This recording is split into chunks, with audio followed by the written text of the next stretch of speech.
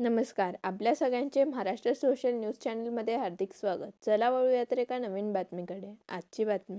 धुळे येथे एसटी महामंडळातील 3 अधिकाऱ्यांवर भ्रष्टाचार, पदाचा गैरवापर आणि मनमानी कारभाराचा आरोप करत रिपब्लिकन सेनेचे धरणे आंदोलन गेल्या 47 दिवसांपासून सुरू आहे.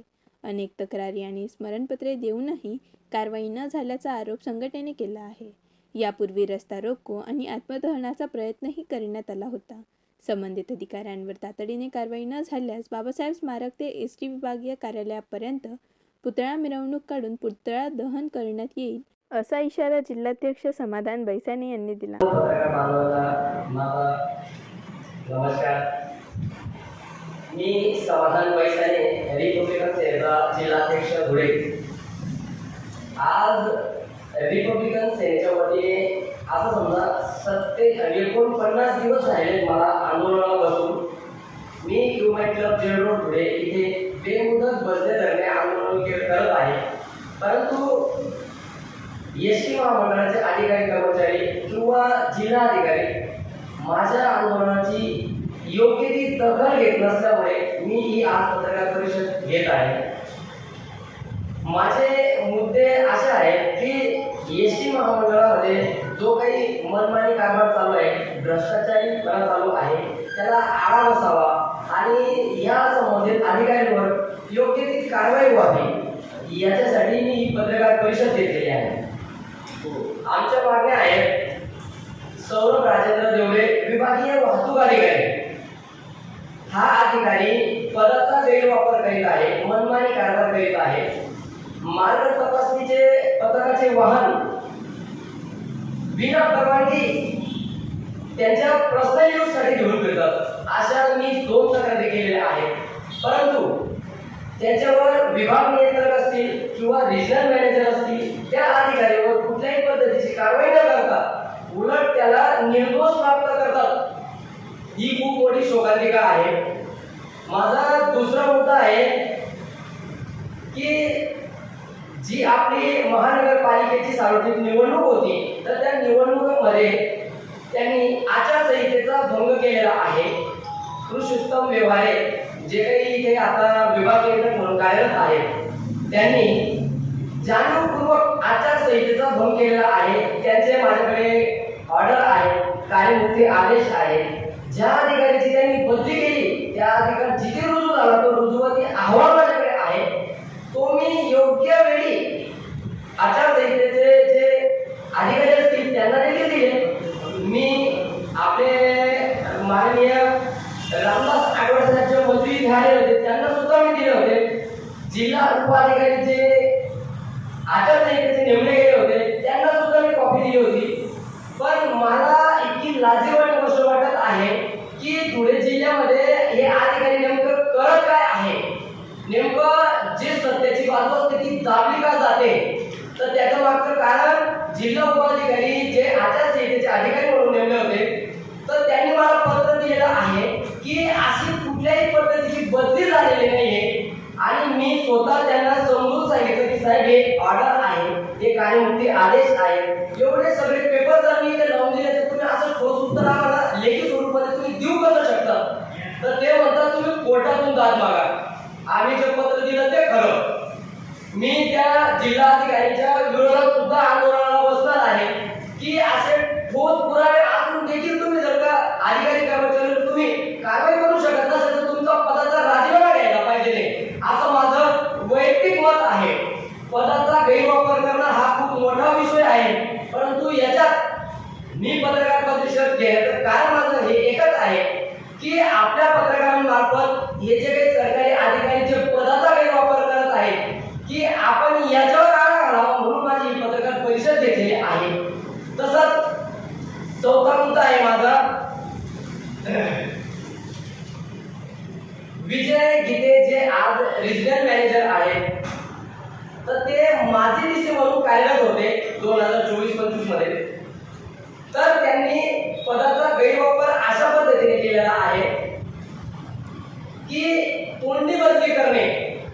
आज शासकीय निम शासकीयमध्ये अधिकारी कर्मचारी वर्ग इतका मोठा असतो, परंतु तोंडी बदली करतात हे मी आज पहिल्यांदा ऐकलेलं आहे. मी त्यांच्या विरोधात बसलेलो आहे. प्रतिनियुक्ती बदली करणे, जे त्यांना त्या बदलीचे अधिकार नसताना बदली करणे, हे मी सर्व लेखी स्वरूपामध्ये घेतलं. हे दिलेलं आहे, तक्रारी पुरावे सगळं देतोय. इथे पत्रकार परिषद मध्ये सुद्धा पुढे निशिबत केलं आहे. तरी सुद्धा माननीय जिल्हाधिकारी असतील, विभाग नियंत्रक असतील किंवा परिवहन मंत्री असतील, व्यवस्थापक असतील, मी यांची वेळोवेळी भेट घेतलेली आहे. परिवहन मंत्रीला सुद्धा मी पत्र देण्यासाठी मुंबईला मंत्रालयात गेलेलो आहे. तरी सुद्धा त्या अधिकारी कर्मचारी कोणालाही घाबरत नाहीये. माझं तुम्हाला एक विनंती आहे पत्रकार बांधवांना, की आपण हे पत्रकार निमित्ताने तुम्ही हे पत्रकारितेमध्ये तुम्ही जाहीर करू शकता की माझ्याकडे पुरावे आहेत की जर सरकारी अधिकारी कर्मचारी पदाचा गैरवापर करीत असतील तर त्याच्यावरती का म्हणून कारवाई करत नाहीये, की यांच्याकडे टेबल घालून पॅकेट त्यांना दिले गेलेले आहेत का? आम्हाला तर तसंच वाटतंय की हे जे काही अधिकारी कर्मचारी आहेत यांना फक्त टेबल घालून पॅकेट दिले गेले आहेत म्हणून यांचा आवाज दाबला गेलेला आहे. परंतु जोपर्यंत मला न्याय भेटणार नाही तोपर्यंत मी हे उपोषण किंवा आंदोलन मागे घेणार नाही. आता मी असं ठरवलेलं आहे की जोपर्यंत मला आता मी हे अधिकाऱ्यांचे पोस्टर बनवलेले आहेत. हे बघा, हे आहेत आपले विभागीय वाहतूक अधिकारी सौरभ राजेंद्र देवरे. या अधिकारीचे कमीत कमी मी 2 तक्रारी दाखल केल्या, पण या माणसाला अजूनपर्यंत एक नोटीस सुद्धा दिली गेलेली नाही. तर या भ्रष्ट अधिकाऱ्याला, मनमानी कारभारी अधिकाऱ्याला याच्यावर योग्य ती कारवाई करून या माणसाला बडतर्फ करण्यात यावे. कारण हा माणूस पदाचा गैरवापर करत आहे. हा माणूस कोणालाही घाबरत नाही. हा माणूस या पद्धतीचा आहे. दुसरा आहे, हा आहे हे आहे विभाग नियंत्रक, धुळे विभाग नियंत्रक आहे. तर यांनी आचारसंहितेचे भंग केलेला आहे.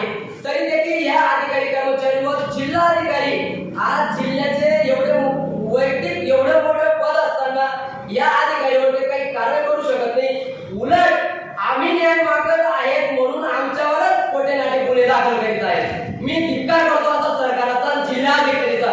मी जिल्हाधिकारी विरुद्ध एकदम तीव्र स्वरूपाचं आंदोलन करणार आहे. कारण हे फक्त टेबला खालून फक्त पॅकेट घेण्यामध्ये व्यस्त आहेत. न्याय हक्कासाठी हे मरून गेलेले आहेत आमच्यासाठी. मी समाधान बैसाने या पत्रकार परिषद जाहीर करतो की संबंधित अधिकारी कर्मचाऱ्यांवर योग्य ती आणि कारवाई होणे, यांना बडतर्फ करण्यात यावं, ही माझी पत्रकार परिषद आहे. आणि माझा शेवटचा आणि 5वा मुद्दा आहे,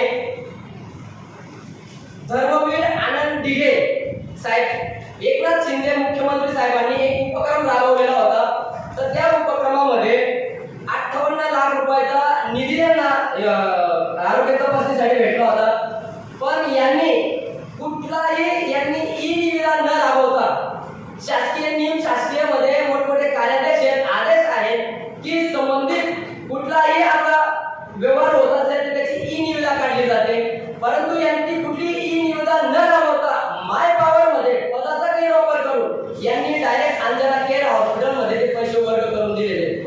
मी संबंधित अधिकारी कर्मचारी जे काही तिघ आहेत यांचा भ्रष्टाचार उघडकीस काढलेला आहे. माझं फक्त यांच्यात पत्रकार परिषद मध्ये माझं हेच म्हणणं आहे का संबंधित अधिकारी कर्मचारी यांना योग्य ती कारवाई करून यांना बडतर्फ करण्यात यावे, ही माझी इच्छा आहे. आणि माझं पुढचं आंदोलन जे आता 3 दिवसात जर मला पत्रकार परिषद नंतर न्याय नाही भेटला तर हे पोस्टर मी मध्यवर्ती स्थानक बाबासाहेबांच्या स्मारकापासून हे आंदोलन चालू करणार आहे. तर हे इथून तर मी बाबासाहेबांच्या पुतळ्यापासून बस स्टँड पर्यंत, मुख्य पोलीस गेट पासून तर भाषापूल पासून तर विभाग नियंत्रक धुळे यांच्या कार्यालयामध्ये या 3 पुतळ्यांचे आत्मदहन करणार आहे. कारण माझं आत्मदहन केल्याने यांचं मन भरलेलं नाहीये. तर आता यांचं आत्मदहन यांच्याच कार्यालयामध्ये करून मला न्याय मागण्याची भूमिका ठेवणार आहे.